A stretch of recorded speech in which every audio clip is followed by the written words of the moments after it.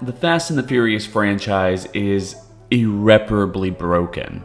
And it's been like that for some time. The only questions now are what or who broke this series, and whether or not there is any legitimate chance that it can possibly put itself back together again before its 11th and final film.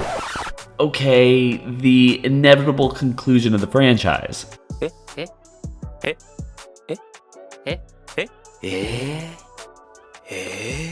Well, the conclusion of the Toretto family storyline at the very least. I mean, these are Torettos. So, don't be surprised if you see a Toretto movie of just Torettos. Well, given the current state of the franchise, this Hobbs movie and then the 11th film might legitimately be the final outings for this for a while. So yeah, can this series get back on track before its ultimate conclusion?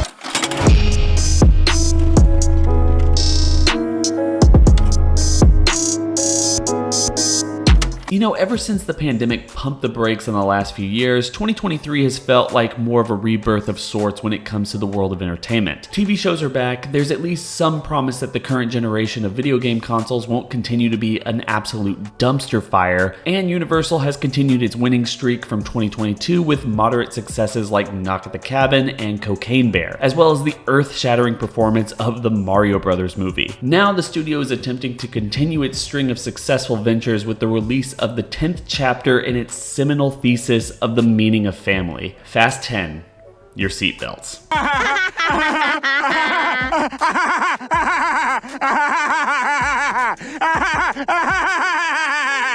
A film whose central aim, at least as far as its marketing was concerned, seemed to be solely focused on making up for the abomination that was F9 The Fast Saga, released all the way back in the summer of 2021. For those of you who don't remember, or for whatever reason you haven't seen any of the Fast and Furious movies before, F9 saw Dominic Toretto come face to face with his long-lost and never once mentioned younger brother. You know, despite Jordana Brewster's Mia specifically saying that Dom was her only brother back in 2009's Fast and Furious.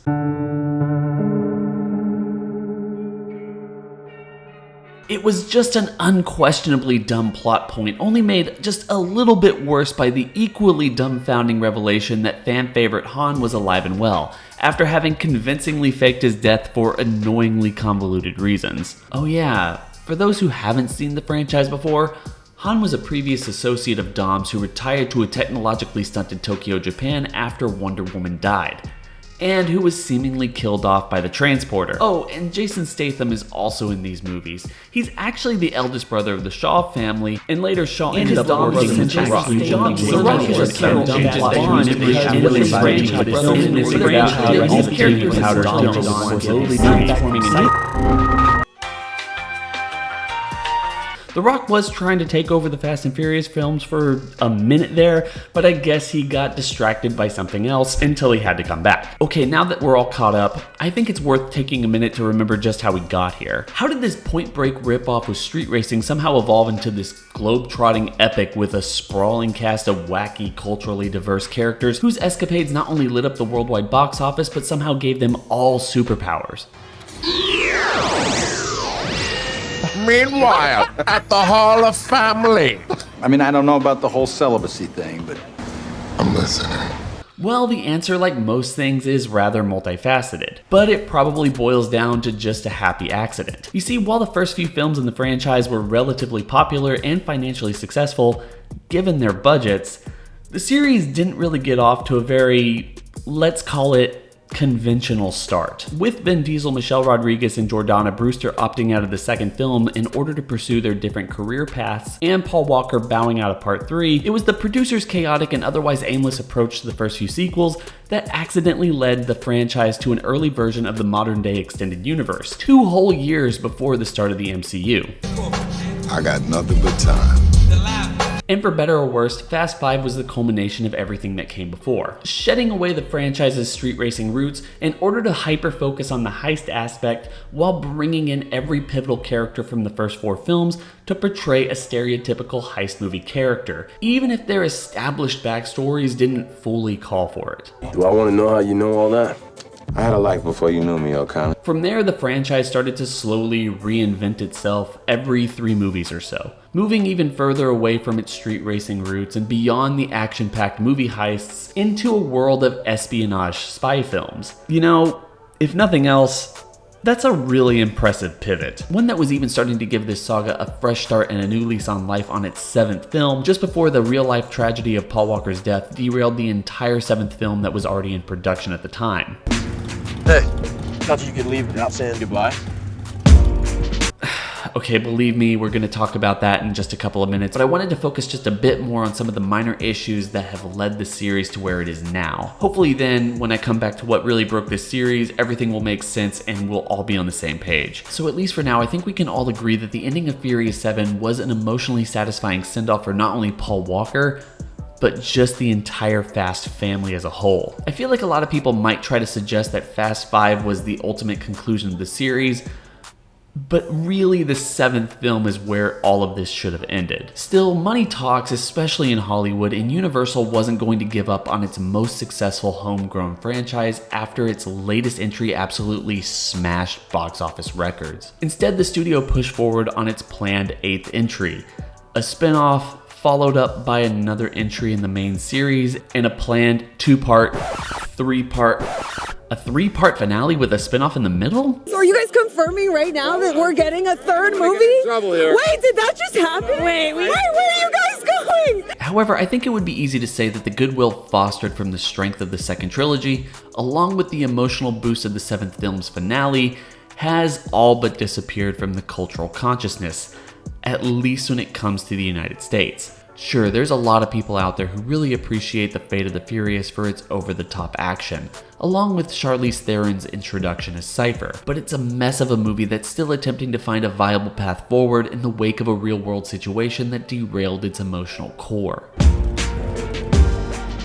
Again, we will need to talk about that in a minute. Hobbs & Shaw has a similar problem to the 8th entry. It's a fun film overall, and I am somewhat partial to Jason Statham's inconsistent approach to playing Deckard Shaw, in that it's kind of endearing to see him play somewhat of a different version of this character in each individual appearance. But that movie is just overly long, with an unnecessary focus on Dwayne Johnson's Luke Hobbs that only serves to complete the character's transition from a gruff, no-nonsense lawman into Dwayne Johnson, apparently.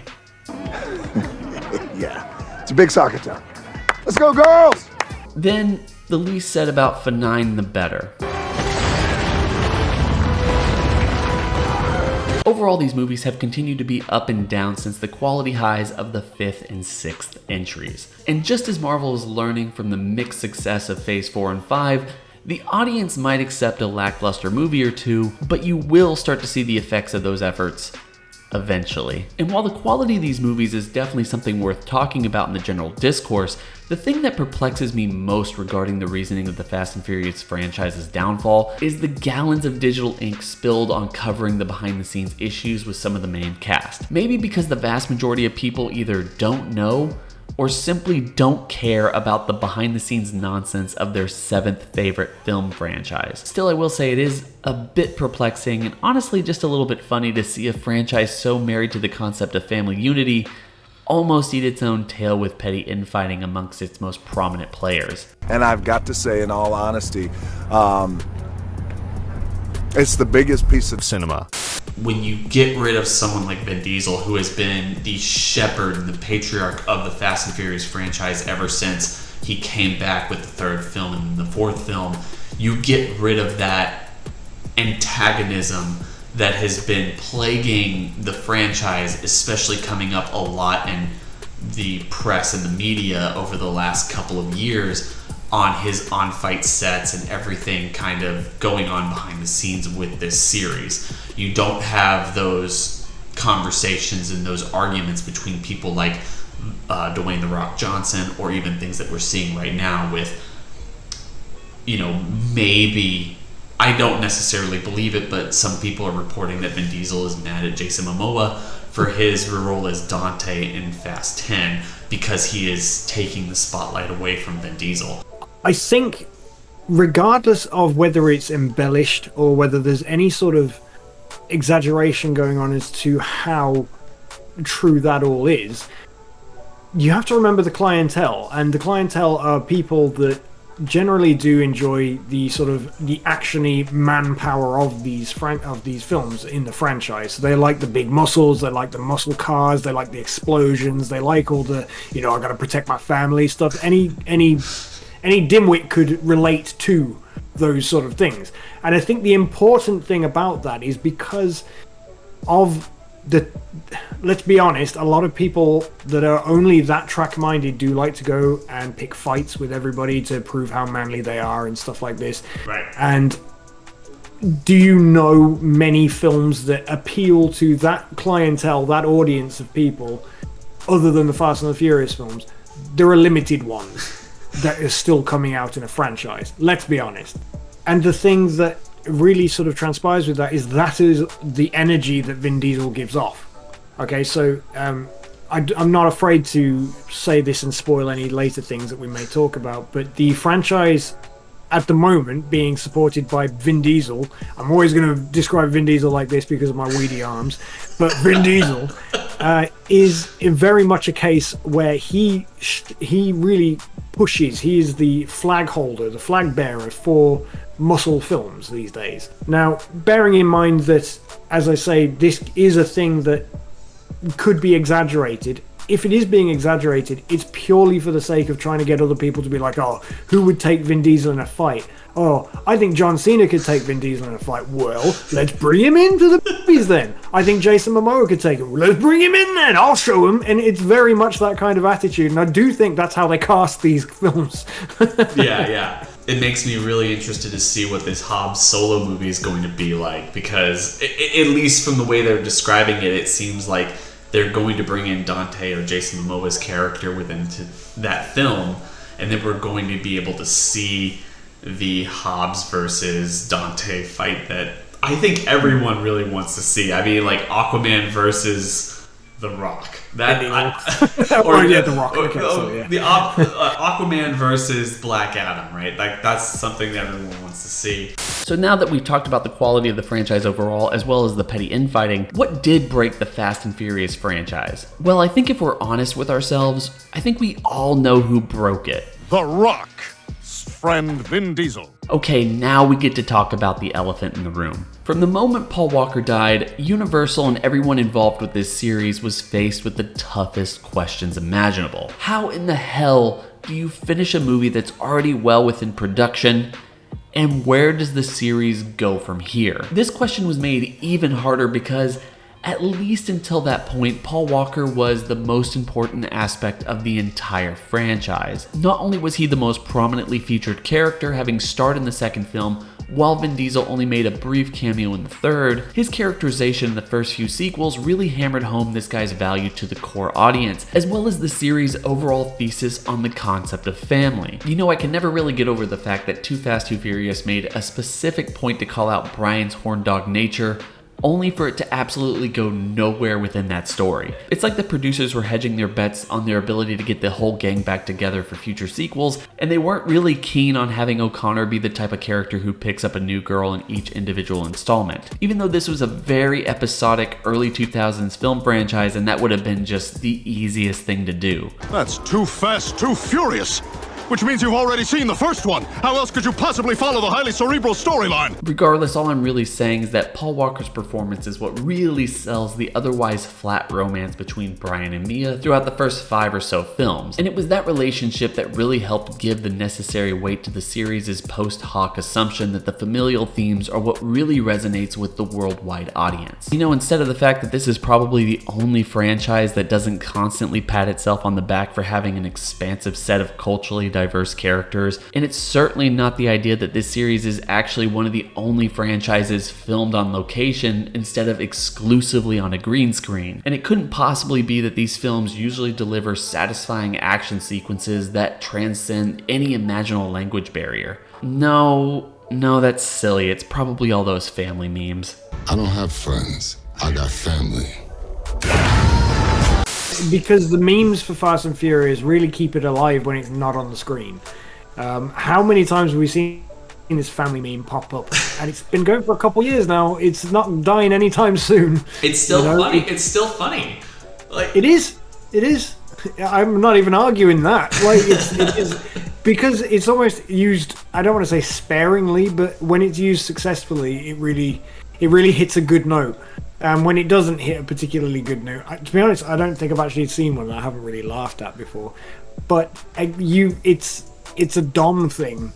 It's a Dom thing. So when that goes, part of the problem with the Fast and Furious for a lot of people these days is because it's so ridiculous. Right. I don't know that it continues to be ridiculous without Vin Diesel.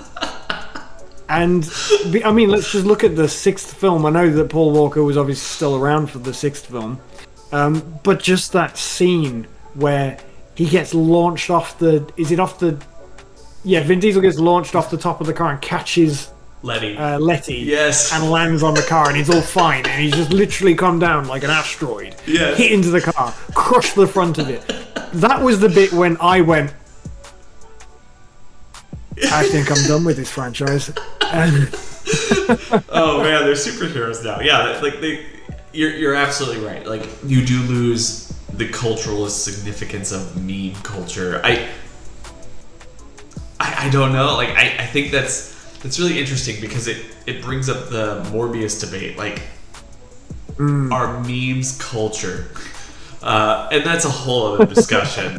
Anyway, I'll get back to the point. Paul Walker's Brian O'Connor was the heart of this series. If Dom represents the gruff patriarch of this world of illegal racing, extreme heists, and over-the-top action, Brian was the charismatic audience surrogate that helped all of us be part of this weird, wacky family. So when Furious 7 came out and absolutely stuck the landing in terms of a soulful send-off of its audience surrogate, it felt like a meaningful conclusion to the series as a whole, and solely based off the box office receipts, I would be willing to bet that the vast majority of people listening to this right now tend to agree with me. However, as I've already stated, in the world of Hollywood, those box office results insisted that the show must go on. So the franchise was forced to reconfigure itself in order to keep the main thrust of the story going for an indefinite future. And the way they decided to do that was give Vin Diesel a kid, after he apparently cheated on Letty, because there is no way that his son could still be a baby after all of this time. Look, before I get into this, I don't know if the plan was always to play the 8th film in this way.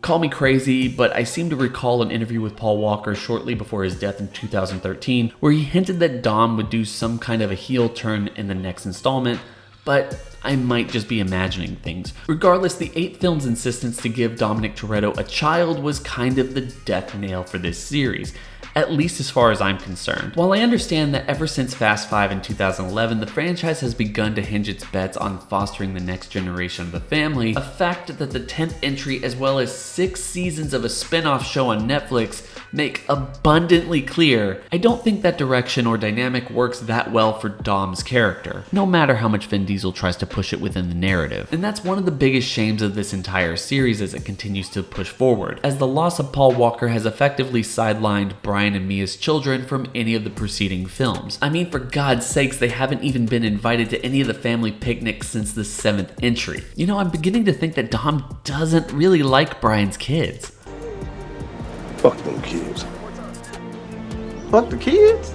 Instead, ever since the 8th entry in this franchise, the parental role meant to shepherd the next generation of the Fast and Furious franchise has landed solely on Dominic Toretto, being shoehorned in as the father of the main character of any Legacy sequel, and honestly, it just does not work. And also, just because we're here, I know I've already put down the idea of the on-set infighting as a main factor of the box office performance of the last few films, but that drama does go at least a little way in reiterating the fact that Vin Diesel has made just the biggest error when it comes to mapping out the trajectory of this franchise. The Rock's character, Luke Hobbs, already has a kid, and her introduction didn't feel forced at the time that it was made. Plus, Dwayne Johnson's slow transformation from an actor who wants to be taken seriously to simply just playing the same character in every single movie could have made for a bit of an easier shift between Brian O'Connor as the series surrogate into a character like Luke Hobbs. Daddy's gotta go to work. And I'm not saying that The Rock taking over as the main heart of the franchise while Vin Diesel's kind of the sideman would have fixed the last couple of movies. I'm just saying it would have been a better or at least a more interesting shot than what they took. Instead, we got a continuation of Furious 7 where the tension between Vin Diesel and The Rock shaped the outcome of the 8th film and ultimately pushed Hobbs out of the main series, at least for the last few years, and into his own spin-off. Something that they're seemingly rectifying with the newest entries of the franchise, but it's still a little bit muddied based on some of the news reporting that we're seeing. And all the while, nothing has really fixed the major problems that we're seeing with this franchise. The fact that there's no focal character or somebody that the audience can get behind and see themselves in any of these films, and there hasn't been since Furious 7. One of the points I was going to make when we got to this part of the discussion was that I do think that they possibly could have passed the role onto The Rock. Not to take the position of Dom, but to lead it going forward and sort of be the flag bearer for the shows. Because if I remember correctly, at the time of release of Fast 5, I do actually believe that Dwayne Johnson was the top grossing actor that year.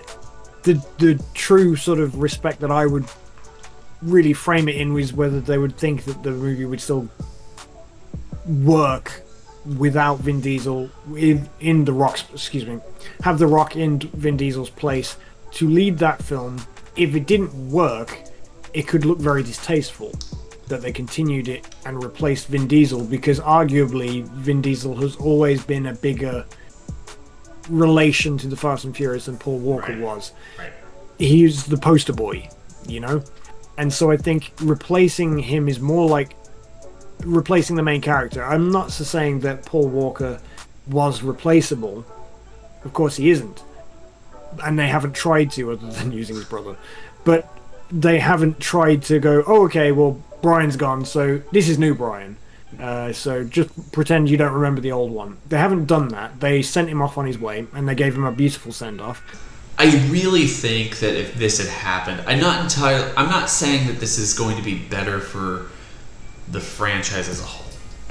I don't think it would have improved the story of Fate of the Furious, F9, or Fast 10. I think those movies would have definitely happened. I think the one that really would not have happened is Hobbs and Shaw. The reason that movie became a thing is because of the falling out between Vin Diesel and Dwayne Johnson during the filming of the 8th Fast and Furious franchise film, and without Vin Diesel there would have been no reason for that to happen. The main series would have continued, and I would be hard-pressed to wonder if this was going to continue past spin-offs or anything else like that, or just find a natural conclusion in the main series, and that was going to be it.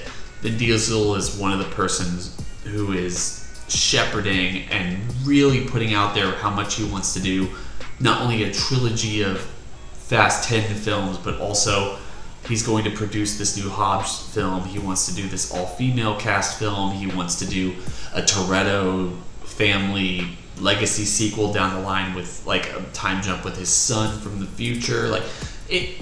There's all this stuff he wants to do to build up this saga and continue the story. It's not that none of that would have continued if The Rock had been able to kind of go in there and take over that role, as we've seen with how he tried to take over DC. This is a power position. You get into a high-grossing franchise in a studio, and you can have sway within a studio boundary, like, Warner Brothers with DC, but also Universal and the Fast and Furious franchise, which is their biggest homegrown franchise.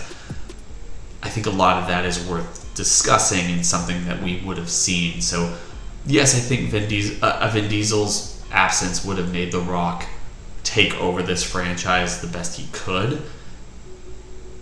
Continuing it in this direction, as well as successful as it has continued to be, and with the passion that we've seen, is way up in the air. I don't know whether or not these films would be as good as they are, or if they would have been much better or worse. The thing that I wonder is, because of course they've all been about Dom's family since then, and I don't mean family, I mean his family. It's been about introducing a brother. He's been introducing, his son. Someone, his son, and all of this stuff.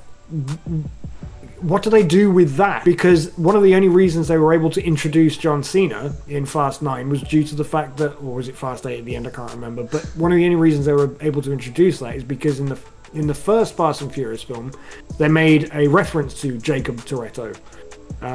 They didn't give any details particularly, but they made a reference to him, and so they brought him back for Fast 9. And they were like, "See, you had a brother all along." Yeah, so I don't. That's a really good question. Like you lose that familial connection with the Toretto family, and or you continue it. I mean, there's no reason you couldn't bring in Jacob, because you still have Mia. You still have the Toretto bloodline. So you still have those open doors.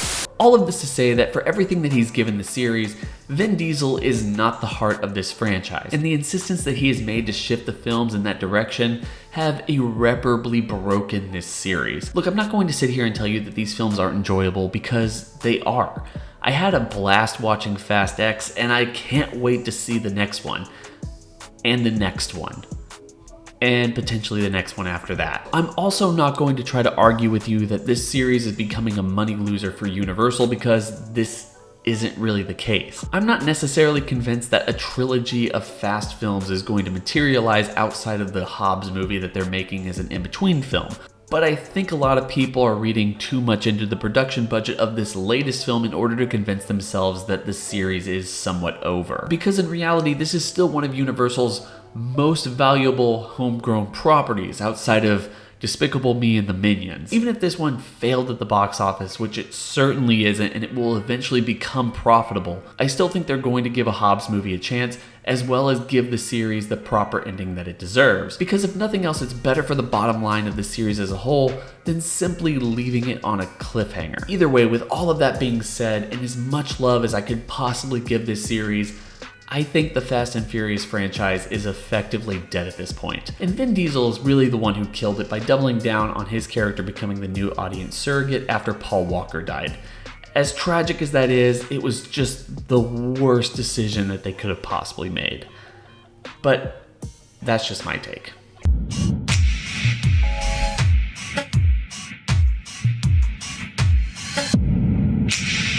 The KRW Network.